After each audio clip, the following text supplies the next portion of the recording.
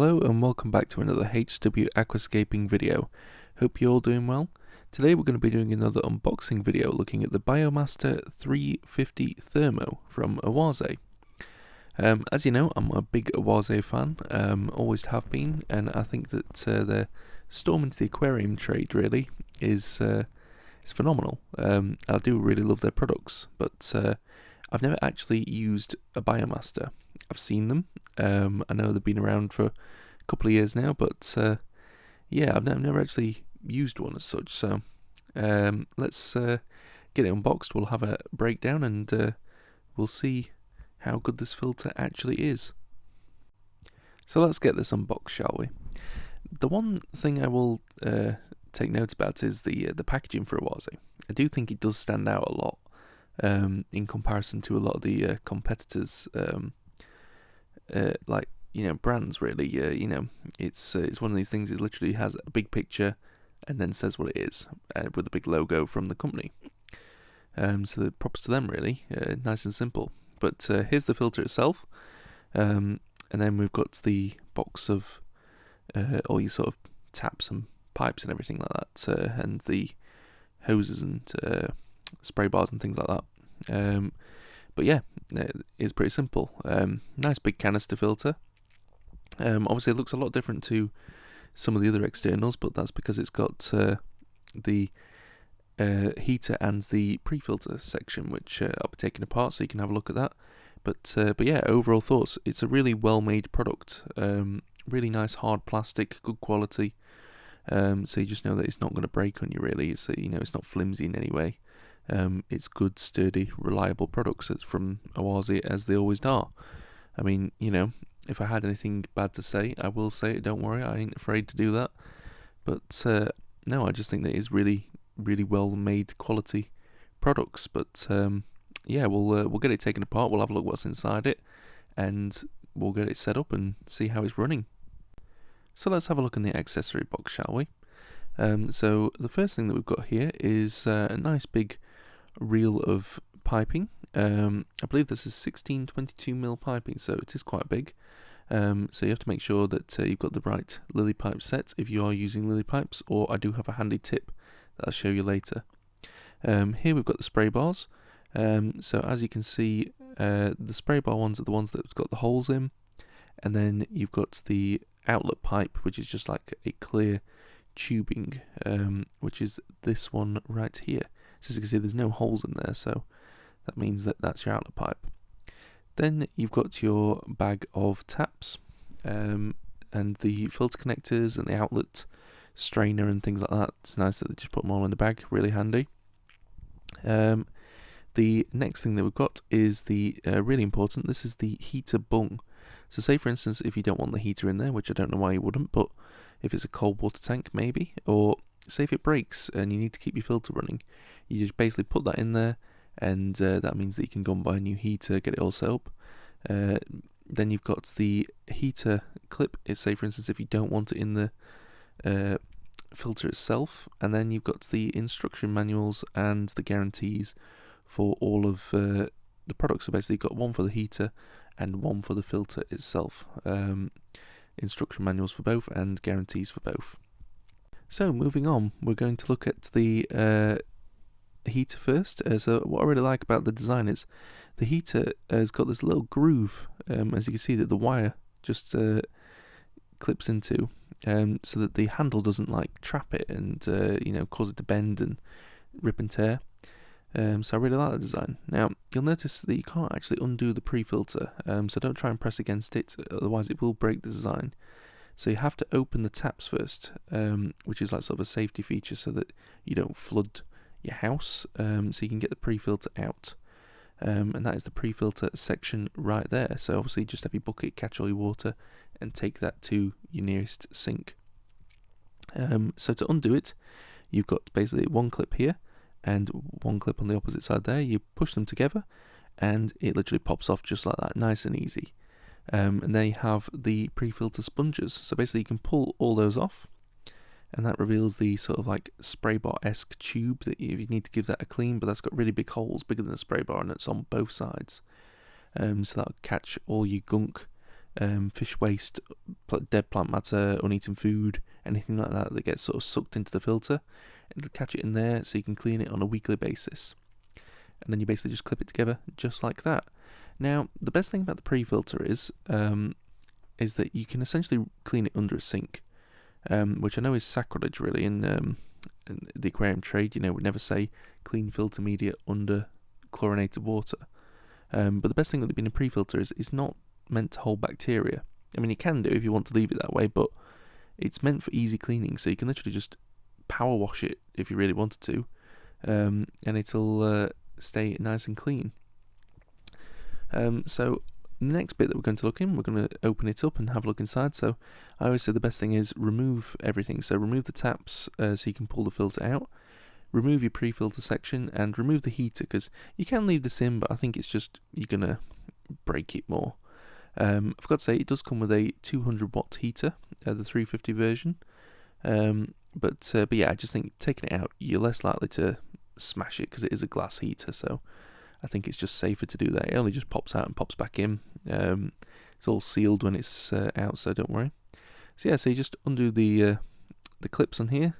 A bit better than what I've done, actually open them up rather than just pop them off, because I'm a bit of an idiot. But yeah, here's the filter head. So as you can see, you've got a big section for your pre-filter section, and the little hole there, that's for the heater.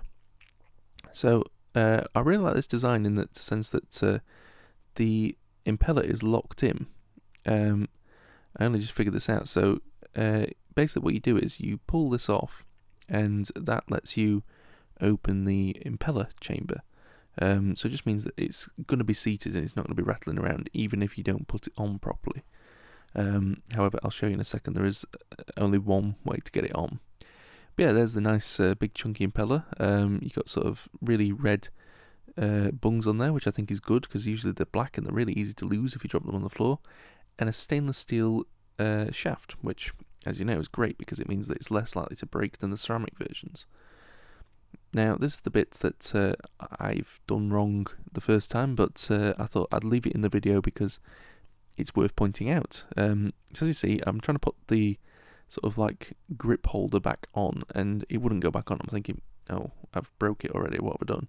Then I realised there's only one way you can put the impeller chamber like cap back on. And basically, I'll show you in a second, but it's essentially got a groove that it fits into, so it fits nice and snug in there. Yeah, I just thought that was really good because it means that there's only going to be one way to get it on, and it's definitely not going to fall off afterwards. So I'll take it apart just now to show you. So as you can see, there's a little groove there, and on this side where the sort of like cap goes on, you can put your foot like there's no gap restraining you, so that fits straight on there, which, yeah, just think that's really good. So nice little design there. And moving on to the filter media next. So here's the sort of like cap for the trays. We've got the sort of fine sort of sponge before it goes back into the aquarium, so that'll make your water nice and polished, just if the pre-filter doesn't quite get to it. And then you've got 3 trays of this sort of like coarser sponge. It's not quite as coarse as the BioMaster Thermo sponges that come with that as standard, but it's a little bit coarser than the orange one that you see there. And then we've got a bag of sort of like K1 media, but you know what I'm going to do this, we're going to chuck it away, because you know what I'm going to use is CK Matrix from my existing external. And here we have the existing external that I was using before. So this is the JBL Crystal Profi E902. You've probably seen my unboxing video on this. I don't think really I've had this up and running more than a month. It can't really be much more than that, but yeah, I'm just not really happy with it. I upgraded it from my existing Oase Filter Smart 100, just because I thought it was going to have a bit more power. And obviously, you know, it states that it has more power, but it just didn't seem to be kicking that much flow around the tank, to be honest, more than my Oase was doing. So, you know, I thought I'll go back to my roots really and go back to an Oase, but obviously didn't want to go for a Filter Smart again because I wanted to upgrade from that, so decided to go for its big brother as such and go for a BioMaster. So yeah, I'm just going to empty the water. I'm only emptying it into the canister filter purely on the basis that I just couldn't be bothered to take a bucket to the sink. So yeah, a bit lazy on my part, but it'll not hurt. It's pretty clean in here. In all honesty, it's only sort of really the first tray that was a bit grimy. So yeah, we'll pop the hood of the canister, and we'll take the head off, and I'll show you what's inside really. So yeah, I'll just grab a tray, and I'll get the hood so just so I'm not spilling water all over the place, because there's nothing worse than spilling water on the carpet.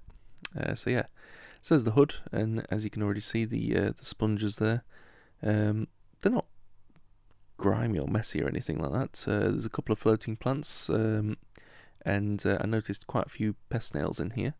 It's mainly all because of the glass surface skimmer that I've got, which is obviously just sucked a few down there, but obviously just proves the sponges do work. But yeah, it's I don't know. It's the power of this filter just didn't seem to be kicking that much out. I mean, I'm not bashing it at all. I do think it's a really good filter. It's obviously cleaned the water well whilst it's been in here, because the sponges have trapped waste in there.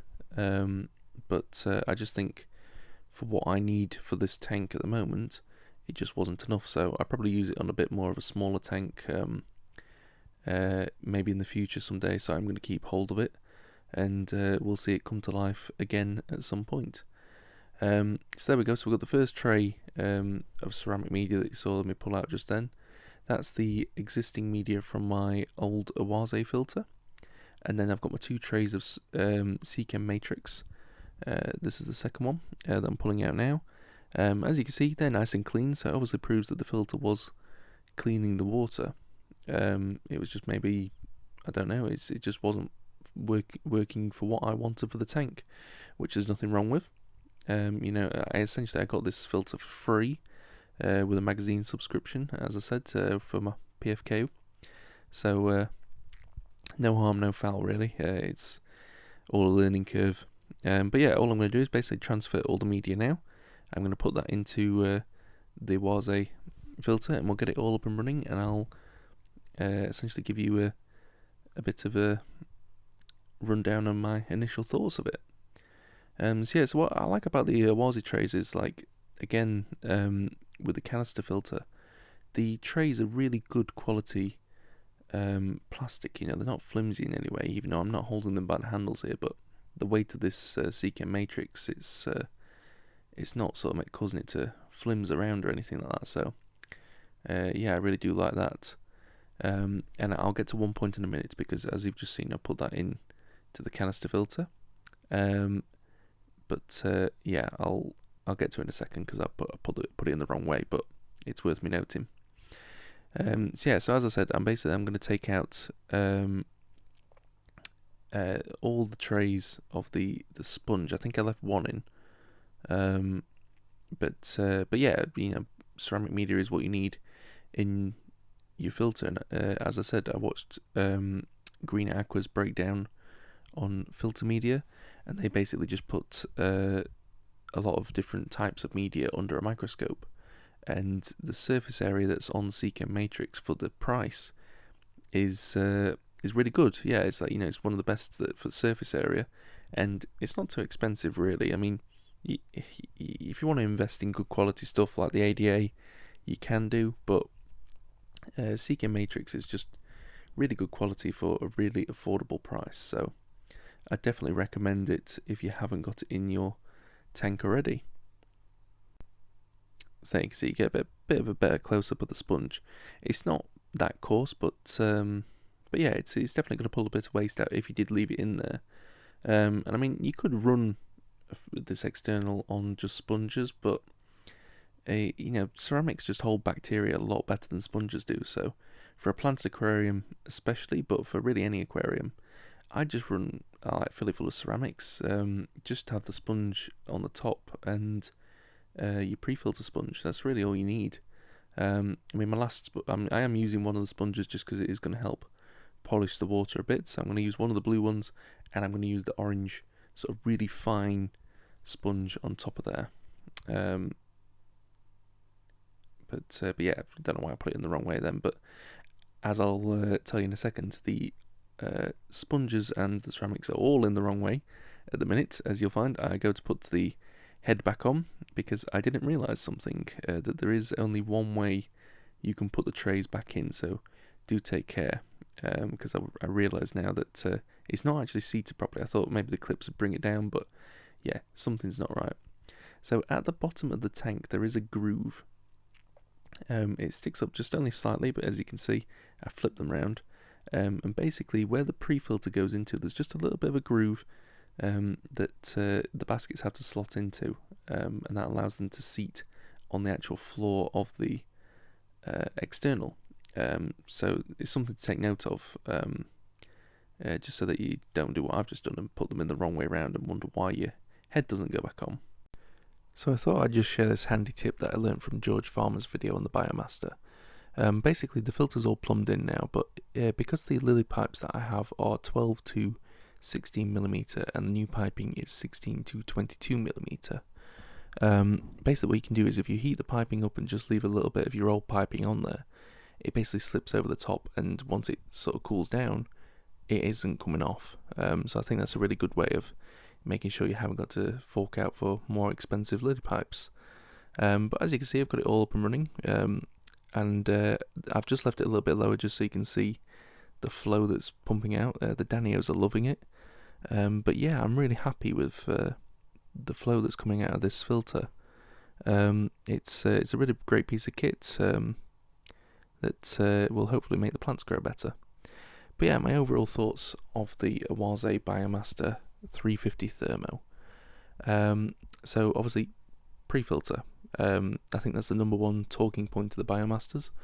You know, as aquascapers, hobbyists, fish keepers, simple aquarium owners, cleaning is key really when it comes to keeping fish. And I think any way of making cleaning easier is key really, and you know, it's just an ingenuitive design as such, just to make your life that little bit easier, so you can clean that on a weekly basis and then really don't have to touch the inside for a good few months. I like that the heater is obviously built into the design as well. Obviously we're supposed to be making a slice of nature, and as minimal amount of equipment as necessary in the tank is a pro really. And yeah, I really like the, you know, it's made of a good quality plastic. You know, it's not flimsy in any way. It's definitely a really good quality piece of kit. Retails around about sort of 200, 210, but yeah, it's definitely worth the investment. So I definitely say go and get one. So yeah, so that's all from me for today, guys. I hope you've enjoyed this in-depth unboxing video breakdown from the Oase BioMaster Thermo 350. If you have, please consider giving us a like. Also, if you have any further questions, drop them down in the comments. I'll try to reply to them all. Or if not, you can always check out my Instagram account. There is a link on my page. If not, the end credits does have my username on there, so you can always check me out. I post regular updates on there, so yeah, if you want to see any more, go and check that out. And also, if you haven't already, please consider subscribing to my YouTube channel, and that way, if you click the bell as well, you'll get a notification when I upload a video. But yeah, that's all from me. So I hope that you all have a very Merry Christmas and a Happy New Year in these sort of darkened times, but I like to look at the positives. So wherever you are, whatever you're doing, I hope you enjoy the holiday season. I'll catch you in the next one. See you later. Goodbye.